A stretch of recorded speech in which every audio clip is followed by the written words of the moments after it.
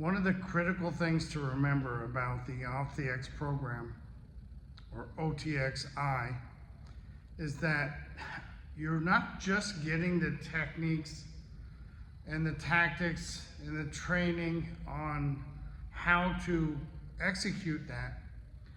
What we're going to do is put you in a stress inoculation environment where you're under pressure from forces that we just call it the super ego. Your own mind is creating a lot of pressure on you, as well as having the individuals who are feeding you energy, giving you pressure, and then the pressure of having many other people in the room watching you fail, because you will fail at these techniques under pressure the first times you use them. That's why in this program, phase 2 isn't just a whole list of new techniques and tactics. It's the understanding of how to execute all of these things in phase 1 with a level of skill and ability that you wouldn't otherwise have in any other martial art program, unless you're just strictly competing and sparring and fighting all the time.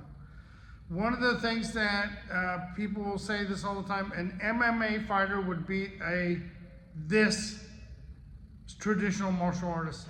Well, maybe because the MMA fighter, all he's worried about is fighting.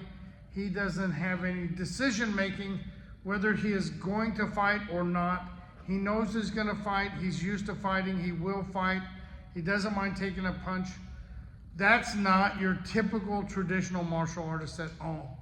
So what we have to do as the instructors and students of this program is put ourselves in those situations over and over again. The difference here is that we have to have that decision-making process, or what we are doing is committing a crime. Now, it's not just for law enforcement and professional security. This is for everyday civilians. You still have to make the decision to draw your gun. You still have to make the decision to pull out that weapon and use it in that situation. This is one of the key factors that causes a good martial artist to fail under pressure, is that decision making. Can I do this? Should I do this? Will I do this? Oh, by the way, now you're already behind the 8 ball. That person's already here. You're still in your frontal lobe. You've got to transition from your frontal lobe into the back of your mind, into your subconscious quickly, or you will find that, you tense up and your feet won't move and you can't do any of this. Putting yourself in these situations in real life, that is a real problem, because it's against the law most of the time, even in self-defense in some states. I know Javier's from New Jersey. They have very strict self-defense laws. So how do you do this then? How do you put yourself in these conditions where, hey, I'm gonna have number 11, relative certainty. Number 11 is going to become number 12. That's going to become what we call the unconscious mind, or the Wu-Shin or Mu-Shin, Sanshin, Zanshin. All of that is now in effect.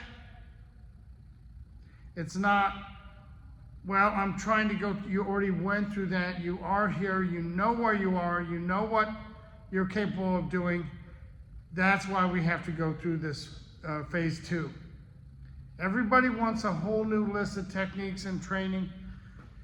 The first phase is too much, in my opinion. We need to pull 1 or 2 things out. We're not going to do that.